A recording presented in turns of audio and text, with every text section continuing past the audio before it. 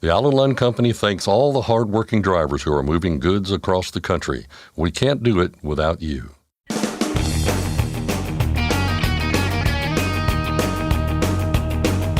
OOIDA, representing America's truckers since 1973, presents Landline Now with your host, Mark Redding. An upcoming decision in the U.S. Supreme Court could end up hamstringing agencies like FMCSA when it comes to making rules and regulations. And while that may sound good to you on the surface, the implications are wide-ranging. Paul Torlina, OOIDA's Advocacy Counsel, and Tyson Fisher of Landline Magazine explain the ins and outs of the Chevron doctrine. There are a lot of ways that you can pretty up your rig, but few things have as much impact as paint. However, whether it's a traditional paint scheme or something more ornate, you now have an option: vinyl wraps. Barry Spillman and I will talk with Brian Martin of the Chrome Shop Mafia. And finally, as temperatures dropped across the country last week, the number of loads increased on the DAT load board and spot rates increased for all three equipment types. More details are coming up in today's Market Update. But first, the news with Scott Thompson.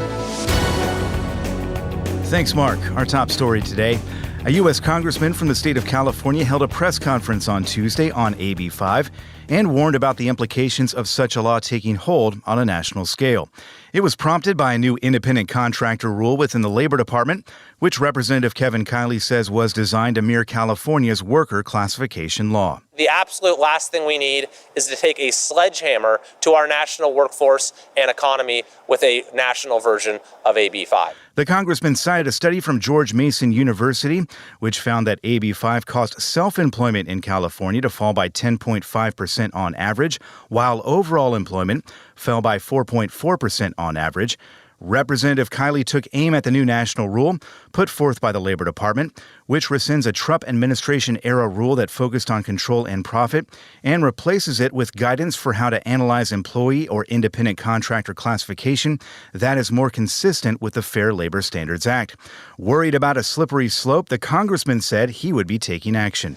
To fight back against it, I am going to be introducing, as soon as this new rule is transmitted to Congress, which will be any day now, legislation under the Congressional Review Act. What does this mean? It means that Congress has a special authority to fast-track legislation that will nullify a new rule that has been promulgated by an executive agency. So we are building a broad coalition to reverse that regulation.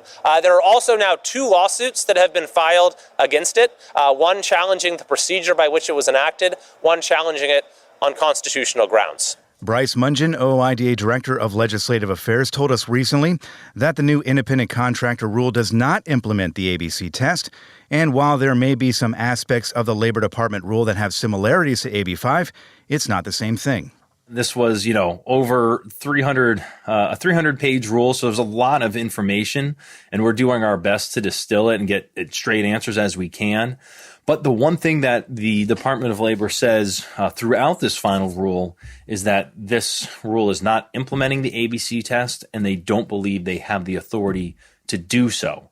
So this rule is not the ABC test, and in general, what the Department of Labor says it's trying to do is return to the classification standards for the Fair Labor Standards Act that were in place prior to 2021 when the Trump administration issued their rule. So as simply as you can kind of put it is, they're not doing the ABC test, and what they're trying to do is go back to what was in place before. For owner-operators, there shouldn't be much change, Mungin said. If you're a single truck owner-operator operating under your own authority, you're pretty clearly your own business. If you're working with brokers, if you're working with other businesses directly to negotiate transportation services, that's the kind of stuff that should be pretty clearly, an independent contractor or just your own business under this rule. Same thing goes for employee. If you're already an employee, this shouldn't change much. The couple of the questions or uncertainty kind of comes up around the independent contractor question, but for employees, it should stay the same. The rule is set to take effect on March 11th. Truck tonnage was up in December compared to the previous month. The new data comes from the American Trucking Association's Advanced Seasonal Adjusted For-Hire Truck Tonnage Index. The report says tonnage increased 2.1% in December after falling 1.4% in November. ATA chief economist Bob Costello said that while 2023 ended on a better note, truck tonnage remained in a recession as it continued to fall on a year-over-year basis. For the entire year, tonnage was down 1.7% from 2022 levels, making 2023 the worst annual reading since 2020, when the index fell 4% from 2019. ATA calculates the tonnage index based on surveys from its membership. Nikola is once again facing removal from the Nasdaq Stock Exchange as the company's share price hovers below $1. The maker of battery and hydrogen fuel cell trucks was notified of the possible action this past week. If the share price of Nikola doesn't exceed the $1 threshold for 10 consecutive trading sessions within 180 days, it could be removed from the exchange. This has happened before. At the end of May last year, Nikola got a similar notice but recovered, reaching a one-time high of $3.39 a share. At last check, that share price was sitting at around 68 cents. The Nikola news coincides with Too Simple's decision to voluntarily delist from the Nasdaq after its stock price cratered. The autonomous trucking startup says it's going private. Too Simple stock is slated to leave the Nasdaq on February 7th. Landstar is building a new facility in Indiana designed for the company's independent leased owner-operators. In a news release, Landstar said the 7,000-square-foot building will include classrooms, a conference room, and other amenities like laundry facilities and showers for truckers, along with 100 secured parking spaces. Landstar said it picked the location west of Interstate 74 in Crawfordsville because it's a convenient spot for owner-operators heading to or from Indianapolis. New details tonight into the shooting death of a truck driver at a truck stop in Nashville. Police say they've identified the vehicle used by the suspect. 37-year-old David White was found dead in his cab outside of Love's on January 8th. Using surveillance video, police identified a four-door Dodge Ram 1500 Classic Quad Cab 4x2 pickup truck leaving the scene. Police say the truck has tinted windows, black rims, chrome door handles, and a chrome Ram emblem on the rear. It's believed to be a model year 2015 to 2022 Ram. Police have released few other details. They're asking anyone with possible information to contact Nashville Crime Stoppers at 615-742-7463. Commercial truck drivers with vehicles registered in the state of Idaho can now save a little time and a little money when renewing annual special permits. The state DOT is now providing the option of bulk online renewal on a new company dashboard. Officials say customers can save $5 a permit when renewing online at permits4idaho.com. Bulk renewals also save time over renewing annual permits individually. The dashboard also allows for ordering special permits for overweight and over-dimensional loads and removing annual permits that are no longer needed.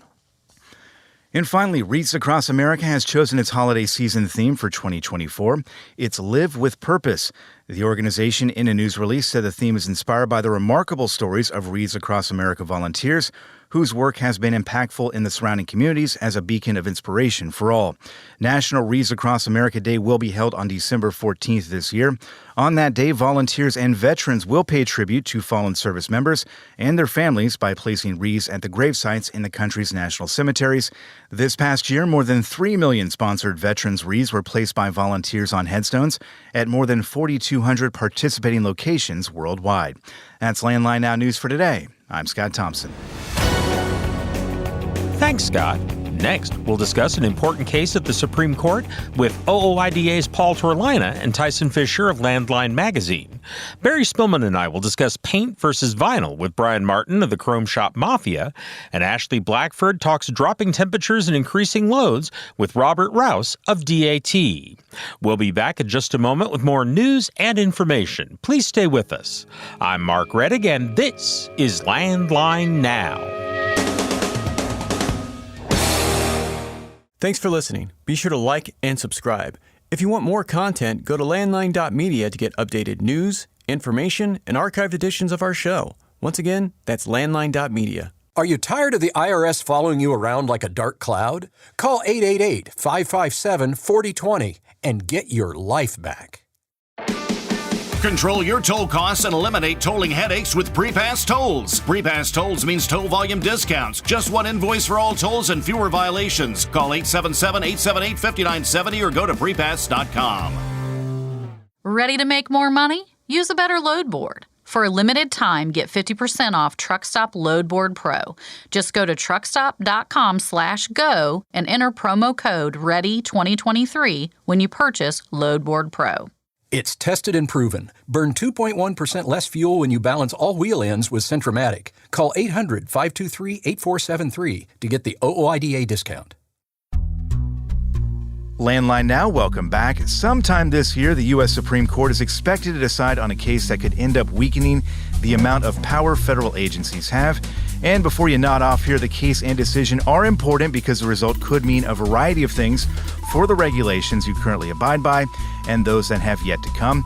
Here to explain all of this for us in a nice tidy bow is Tyson Fisher of Landline Magazine, who's been following this case closely, and Paul Torlina, Advocacy Counsel for OOIDA. Paul, Tyson, thanks for being here. How we doing? Pretty good, thank you. Doing great, thanks.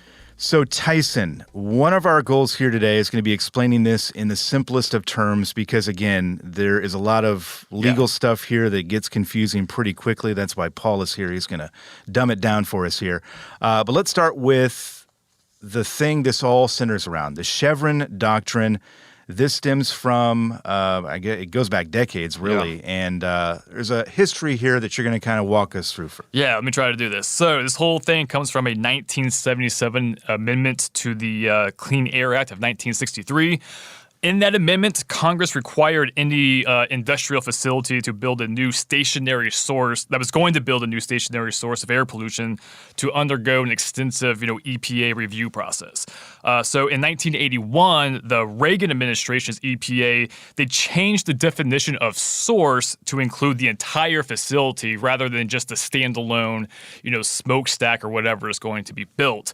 What that effectively did was it allowed the facility to bypass the lengthy review process if the net pollution was zero for the entire facility, not just a standalone, whatever is being built. Mm-hmm. Obviously, that's good for business. Then what happened was the environmental groups stepped in and they challenged that interpretation by the Reagan administration. And to kind of just jump to it, the U.S. Court of Appeals in the District of Columbia, they ruled in favor of the environmental group. Specifically, they said that Congress did not define a stationary source. So since Congress didn't clearly define it, they revert back to previous court decisions that kind of, address the issue. Okay. And in those previous court decisions, they kind of ruled in favor of the environmental group. Now Chevron steps in. Chevron, that has a stake in this, from the EPA's interpretation of it. Sure. They come in and they appeal to the Supreme Court, saying, basically saying that the EPA had the right to make their own interpretation. The court is overstepping its boundaries. Essentially, the Supreme Court unanimously overturned the D.C. court ruling, basically siding with Chevron. And so what that did was, in that 1984 decision, the Supreme Court established a two-step guide that is now known as the Chevron Doctrine. This guide basically is for federal courts to follow in cases involving federal statute interpretation. Step one is to determine whether or not Congress directly addresses the issue at hand.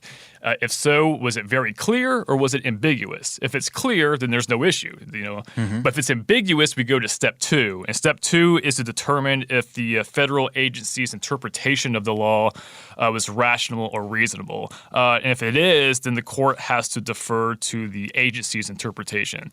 Basically, what this means is... Yep, I was going to get there. Yep.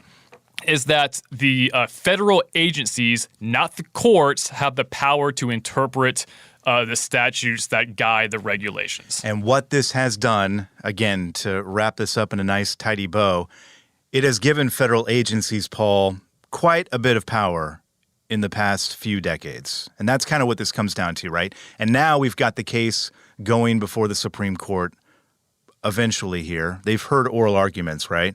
What they're going to do is decide essentially if this should continue in its present form, right? Right. The court's going to decide whether this 30 years of precedence should be intact after this, or should they abolish it or adjust it? And that's kind of the difficulty of predicting what's going to happen here is, the Chevron doctrine has been there for so long that it's almost become a way of life for federal regulatory agencies. And we see this also with the EPA. They take action across the country, whether they think Congress authorized them to or not. and then they wait to be challenged. So that's really an example. Now you apply that to the trucking industry. FMCSA makes regulations touching safety and hours of service and other things that happen on a daily basis.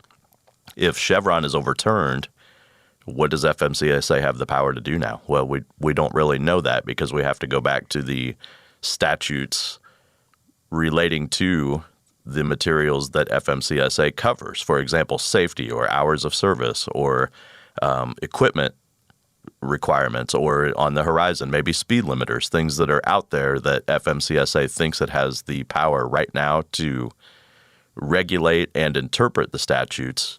That could all go up in smoke here in a very short amount of time if the Chevron doctrine is abolished or somehow adjusted or walked back.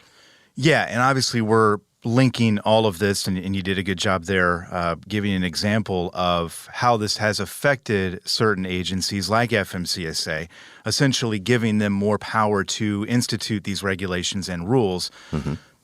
From a constitutional point of view, this is something that Congress should be handling. Again, if you come from that school of thought. And Tyson, you go through a pretty good hypothetical here in your piece on landline.media. You don't talk about speed limiters. You talk about, I think, a sleep disorder. Yeah. But this is the idea, right? If this doctrine is overturned and kind of swept under the rug here, it is going to have implications for people who are listening to this right now, because the rules and regulations that are put out there are going to have to go through a different course of action, essentially, right? Right. So if we were, if anyone were to challenge a federal regulation, FMCSA regulation, even let's say interest groups like OOIDA or individual truckers, right now as it stands, FMCSA has the power to interpret the whatever regulations at hand. The logic here is that FMCSA or any federal agency for that matter, they have the knowledge and expertise by which to make any kind of decisions of interpretation. So ideally, people who work for FMCSA, who are the decision makers, these are people who have years and years of transportation and trucking experience in some capacity. Obviously, not truck drivers, which is something we complain about a lot. Yeah. But they know the industry, whereas Congress members don't necessarily have that knowledge, and even more so, judges don't have that knowledge. And so that's why the argument is that federal agencies should interpret the law, not the courts, because they have the knowledge. A court judge, whether it be a district court judge, appellate court judge, or even the Supreme Court justices, they don't have the knowledge to make that decision.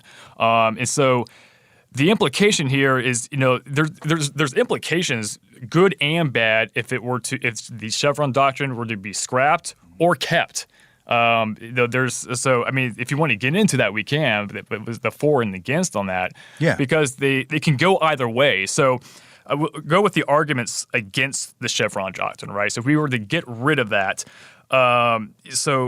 basically, it would work in favor of business interests, is the argument. But one problem is uncertainty, the uncertainty with the Chevron doctrine. And Justice Brett Kavanaugh brought this up, which is right now, if you have federal agencies make the interpretation, those interpretations can change every 4 to 8 years as new administrations enter the White House. Sure. So right now we have a more liberal administration that will interpret the EPA regulations in favor of environmental groups, whereas if we get a more conservative administration, it'd be more in favor of like a trucking interest. And so this allows a lot of inconsistency again every 4 to 8 years. So that can be a problem moving forward.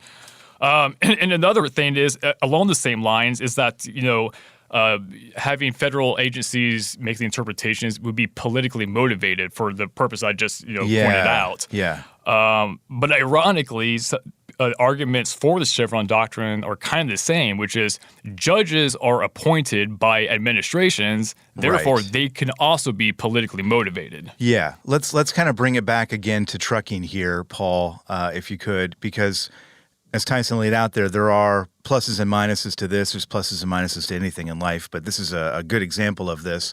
From a trucking perspective, Is there a better scenario when we look at this, whether, the Chevron doctrine goes away or if it stays? Is there a better side, I suppose, for truck drivers out there when they look at the grand scheme of things? Yeah, I think it's a razor's edge, but I think it tips towards keeping this Chevron doctrine in place. Oh, interesting. And the reason I say that is Tyson made a point about agencies' actions in enforcing these regulations, and they can be aggressive depending on whether they're liberal or conservative.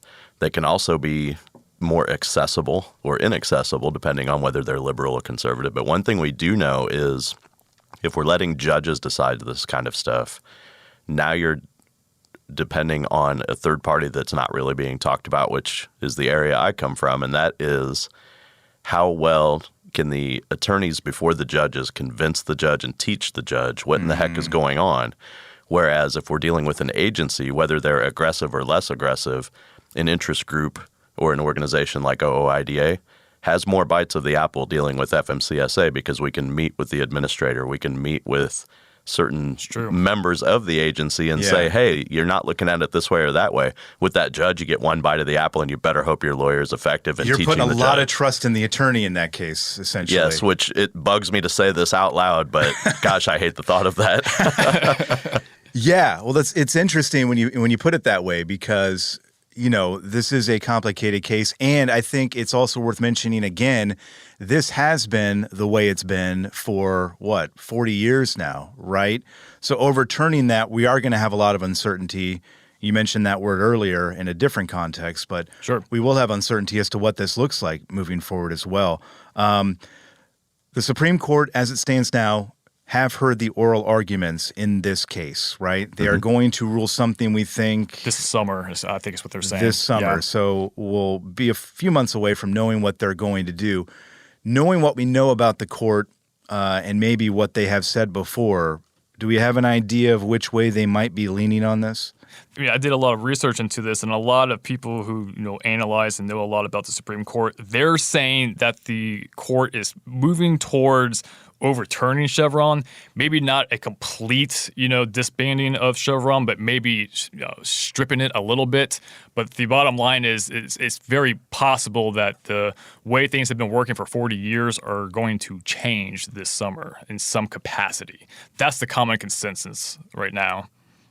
And then, and then what, I guess is the question, right? Well, so, if Chevron were to be overturned, one thing it could do would be flood the court systems.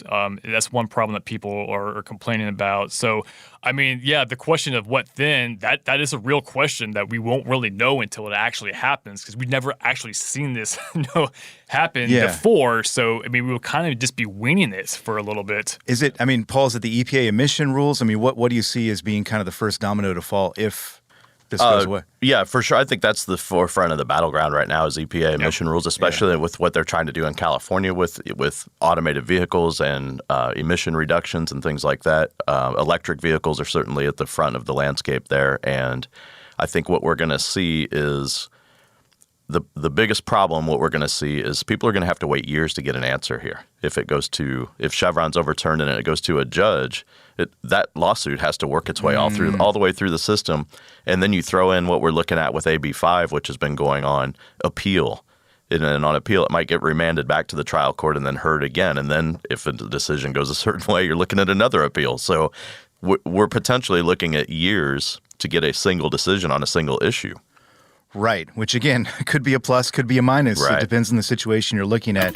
A complicated case. I think we made it as simple as we could here and hopefully answered everybody's questions out there.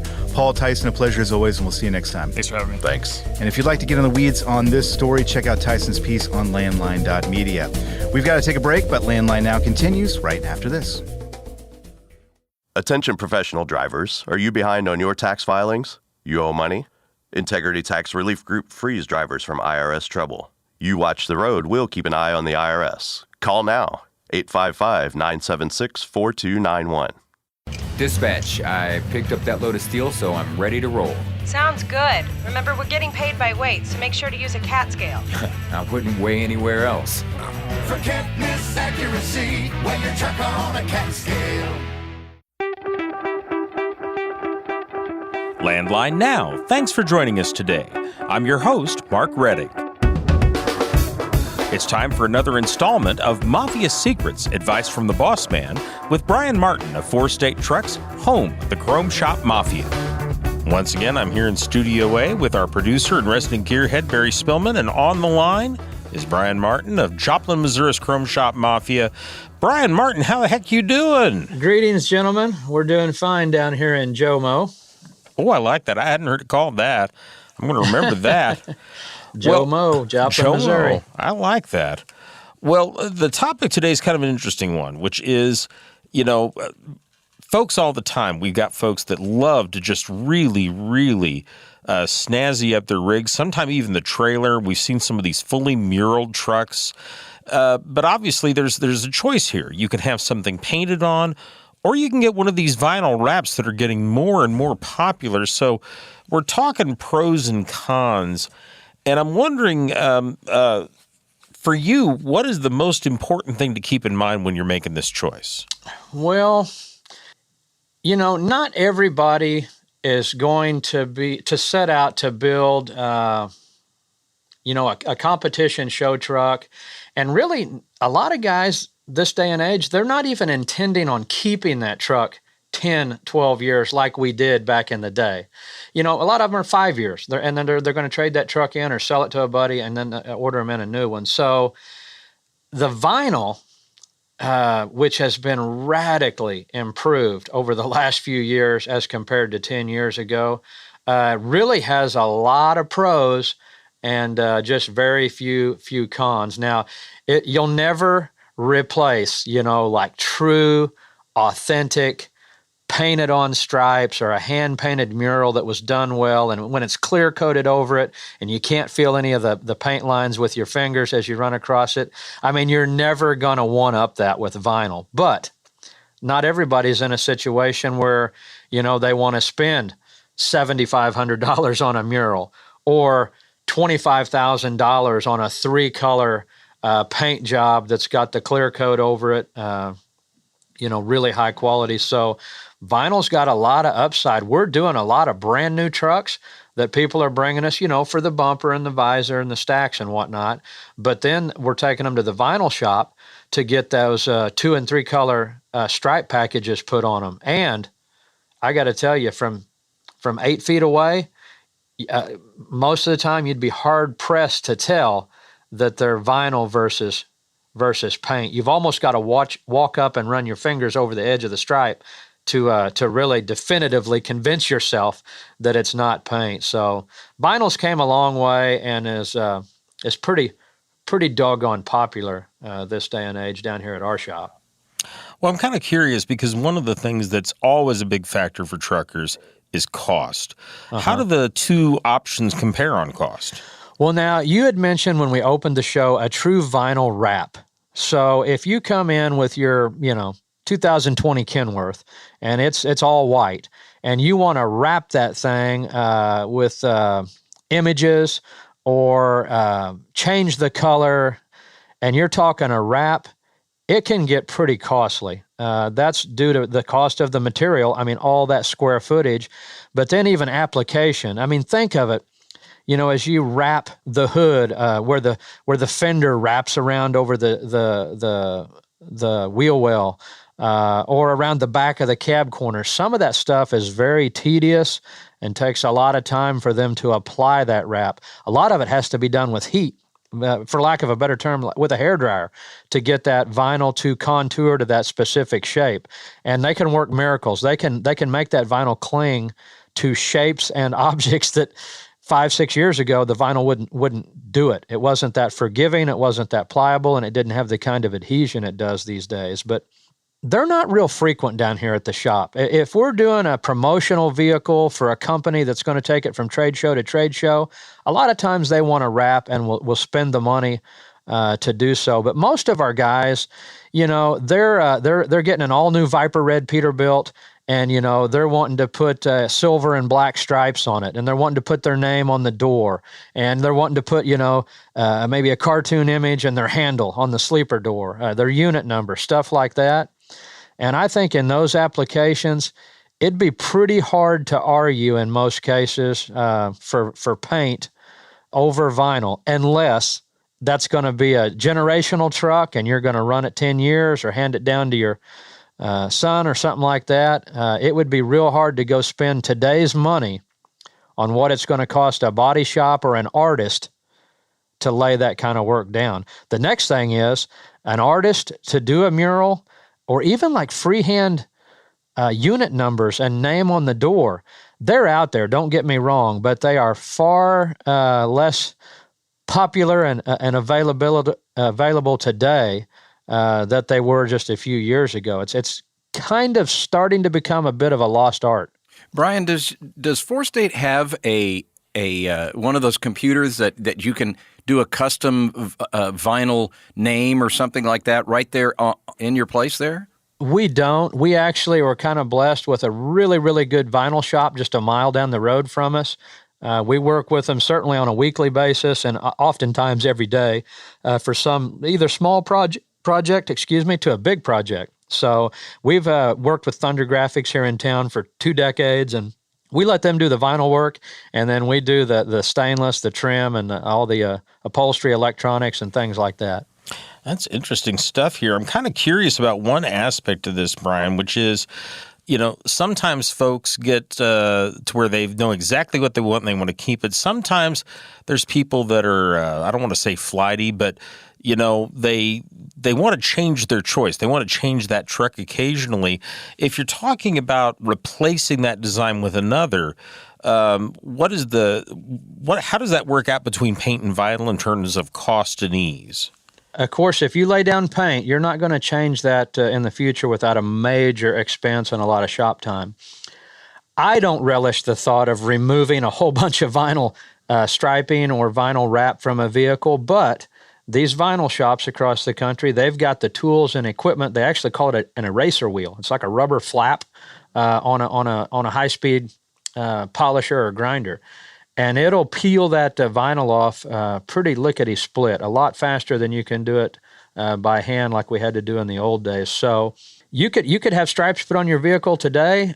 Take, for instance, the Viper Red Peterbilt, and what did I say? Maybe we put silver and black stripes on it. You could just have a whole change of heart 3 years down the road, and maybe you want to change that silver and black to maroon and gold.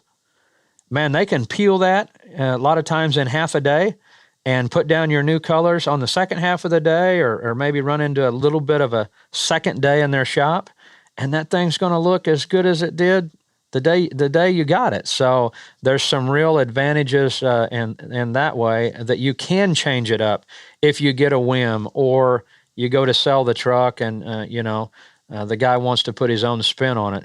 It may bring a little more money because it doesn't have paint on it in some rare cases.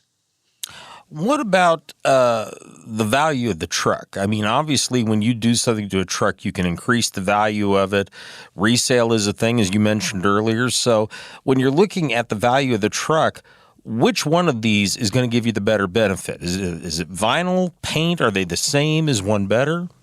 I think it's kind of circumstantial, and it would probably be hard to argue for one over the other. But if you're going to run that truck for 3 to 5 years and trade it in at a dealership, probably vinyl is your way to go. Now, if you're really going to get this truck dialed in over the next few years and really put a high-quality personal touch on it with a cool design, and you're going to sell that to somebody in the industry or a buddy or a neighbor, or you're going to post it on truck paper and sell it to an end user, he's going to be hot to trot to get a real authentic painted, cool, high quality hand laid paint job. So in that case, it may bring more money to have the paint, whereas if you're just going to trade it into a dealer, maybe not quite as much. So man, I'm kind of on both sides of the fence on that one, depending on if you've got a 3-year plan for this truck or an 8 or 9 year plan for this truck. I guess the next thing I was going to ask about, and this is on your list here too, but there is this thing called bragging rights, and look at how cool my rig is. For one thing, I'll tell you that I wrote down Viper Red, Pete Silver, and Black Stripes because that just sounds so freaking cool. I want to go find one. Right. Not that I can afford it, but when you're talking the bragging rights, I mean, I would think a lot of it depends on what part of it is what you think is cool or the reason that you did it. But as a trend, which one would you say wins that competition? Oh, for sure, the paint. I was pricing a paint job the other day for a customer, and he wanted a full paint job, and he wanted 2-color stripes, across the top of the hood, down the side of the hood, cabin sleeper. I mean, the real old school, 80s paint designs that a lot of the Pete's and Kenworths left the factory with. I mean, you're talking $30,000, give or take. Some shops may do it for $22,000 or $24,000. The next shop may be $34,000. But as a rule, $25,000 to $30,000 for a paint job of that caliber. Your truck's probably going to be in the shop dang near a month. But when it's done, and you're either on the truck stop fueling up, or you're at the county truck show, or heck, you may be down at Mid-America at the truck show. When people walk up to the side of that hood and run their fingers across that stripe edge and can't feel it, they just turn around and smile, and it's like, oh, no way, man. This is the real deal. Man, check this out.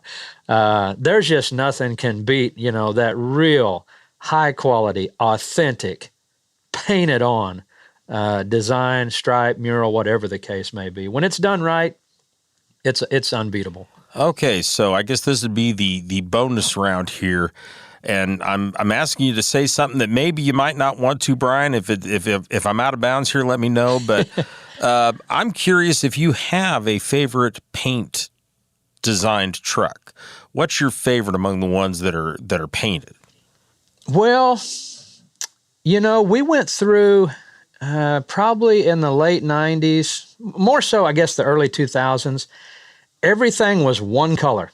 I mean, we were taking the Pete's Kenworth Freightliners and we were painting them, all purple, no stripes, with a little bit of chrome here and there. Or we're painting them all black, a little bit of chrome here and there. And then we even gravitated to, as an industry, paint everything.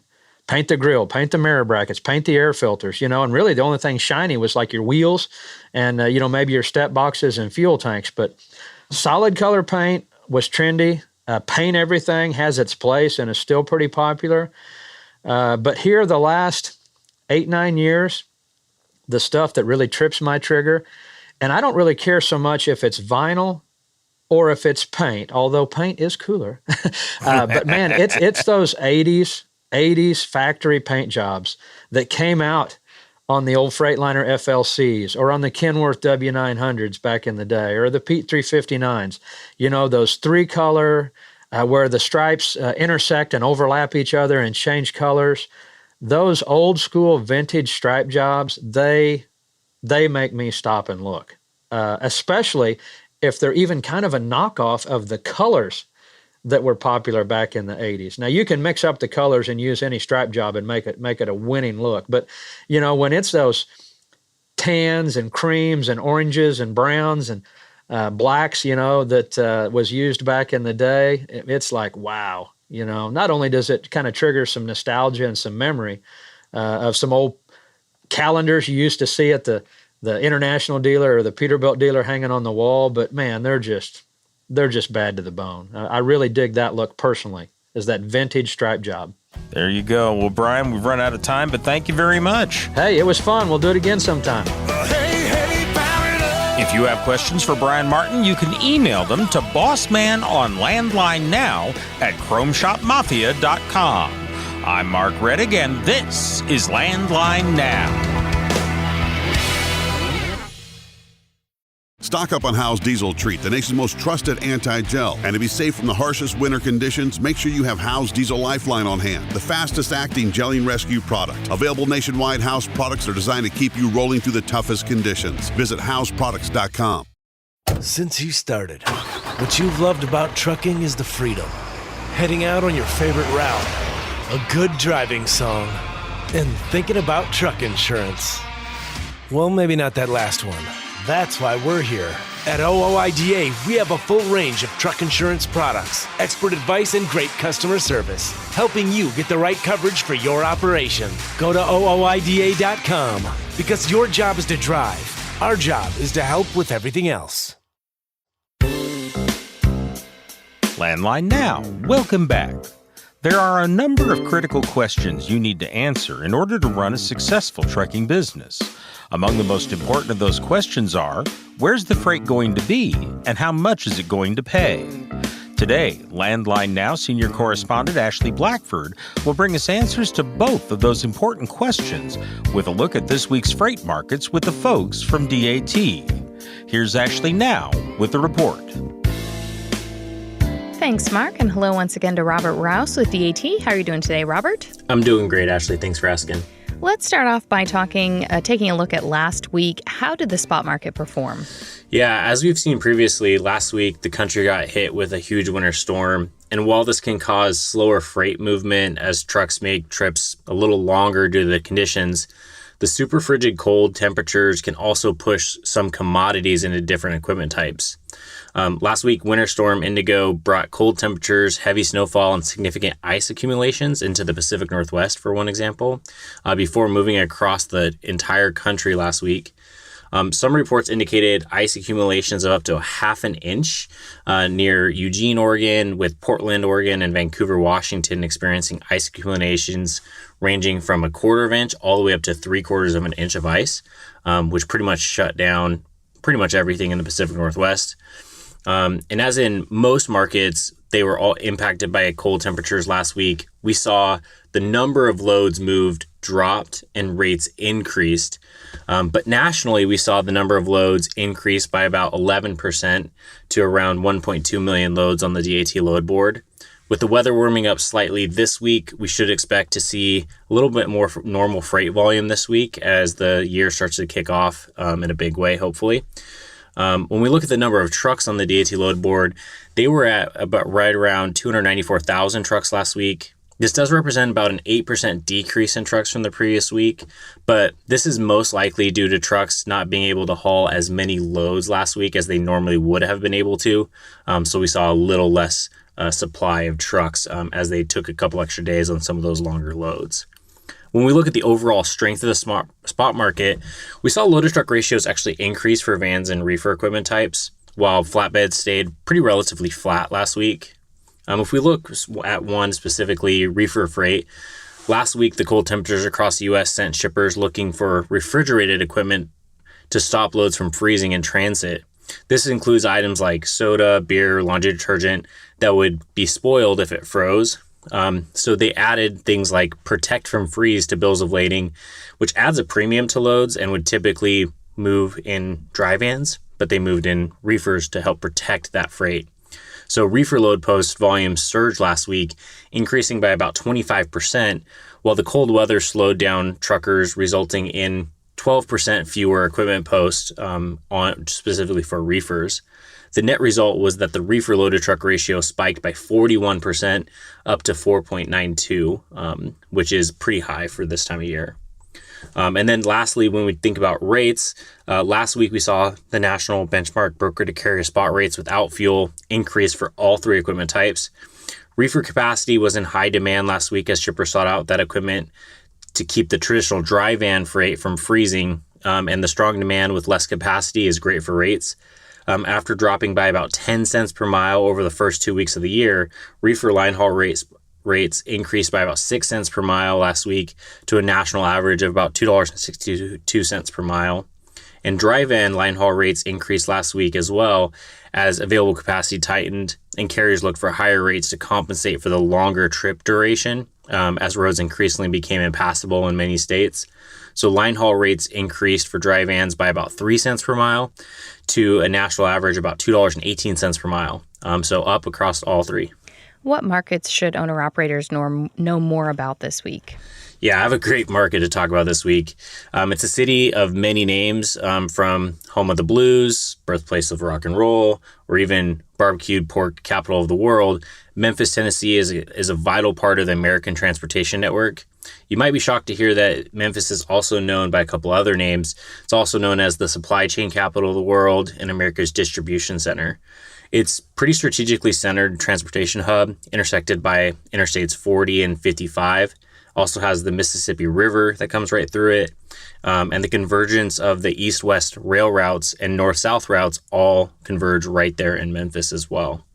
Memphis is a primary and outbound distribution freight market for truckload carriers, with 20% more outbound spot loads than inbound loads, making it great for getting rates out of there. Ted Townsend, president and CEO of the Greater Memphis Chamber, said Memphis is a global logistics leader because of the 4 R's. I really like how he put this: is the runway, river, road, and rail. And they have the busiest cargo airport in the entire U.S. and the second busiest in the entire world, and the third busiest trucking corridor. They also have 5 Class 1 railroads. It's the 5th largest inland port in the entire U.S., and they're always open and always moving 24/7, 365 days a year. One of the reasons why they are one of the busiest airport cargoes is that's a main hub for FedEx. Almost all FedEx Air comes right through Memphis, Tennessee. And so that's a huge reason why everything kind of comes to that central location and then moves out across the country. Memphis is the 5th largest spot market for flatbed carriers with a 2% market share, but is expected to grow with the recent announcement of a new electrical steel line at the U.S. Steel Briggs Big River Steel Factory in Osceola, Arkansas. The new line is the length of nearly 8 football fields at approximately 2,333 feet long and with a 200,000-ton annual capacity. For flatbed carriers, that's the equivalent of almost 7,000 truckloads annually, or about 128 weekly. So we expect this market to continue to grow as that new facility comes online. What tips do you have for owner-operators this week? Yeah. One of the things I love about working with owner-operators is that they are business owners. And there's a lot of awesome benefits about owning your own business. But I think the hardest part is ensuring that you are up to date on the latest trucking regulations. And that is why it's important to use all your different resources available, from OIDA to the FMCSA. On the FMCSA, one tip that I have is you can go directly to the FMCSA website. They have a notices section, and you can go right there and see what are all the new rules, and be able to click in and see what's most impactful to you and your business. It does take a bit of time to read it, but sometimes it's really important to get that information. The other tip that I have for drivers is to add a reminder to your calendar for when new regulations that apply to you come into effect. If you use Google Calendar or your phone's calendar app, usually they have the ability to set regular reminders for that event is coming up. I use this all the time for myself as well because it really helps with my procrastination. It helps remind me like, hey, I need to go do that thing. And for this, it really will help you make sure that you have everything in line. So as soon as, that new regulation comes into effect, you're ready to go. One regulation that I thought I would just call out because I think it's important to understand them is that there's a new one that came into effect that impacts California motor carriers who face another challenge on top of all the other requirements to meet zero emission standards in the next decade, and recent changes in labor law defining independent contractor status. If that wasn't enough, effective January 1st, 2024, intrastate motor carriers and drivers in California must use the ELD system to record drivers' records of duty of status. Previously, the rods could be paper-based for intrastate carriers and far less costly for carriers, but California joins most others who have already adopted their own intrastate ELD mandates, which is the same that we'd have for all interstate movement as well. If our listeners want more information, where can they go for that? Yeah, you can get the latest rate information at dat.com/trendlines, or look for weekly market updates on the DAT blog. They're published every Wednesday. Or check out and subscribe to the DAT IQ channel on YouTube, where our analytics and forecasting teams take a deep dive into the freight markets each week. All right, Robert, thank you so much. Thanks, Ashley. That was Robert Rouse with DAT. Mark, back to you. Thanks, Ashley. That's our program for today. Thank you very much for joining us. I'm Mark Rettig, and this is Landline Now.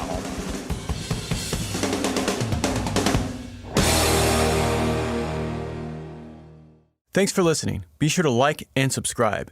If you want more content, go to landline.media to get updated news, information, and archived editions of our show. Once again, that's landline.media. I'm a dad, a son, a husband, wife, I'm a writer, photographer. I farm. I'm a veteran. I love old cars, fishing, my kids, Chrome, and I am a professional truck driver. And together we are OOIDA. OOIDA was founded by truckers to stand up and speak on behalf of truckers. We've done that by combining the individual voices of our members into a single, powerful voice. Protecting your interests, defending your rights. Join us. Make your voice heard. Join OOIDA, the Owner-Operator Independent Drivers Association. Call 1-800-444-5791 or visit ooida.com.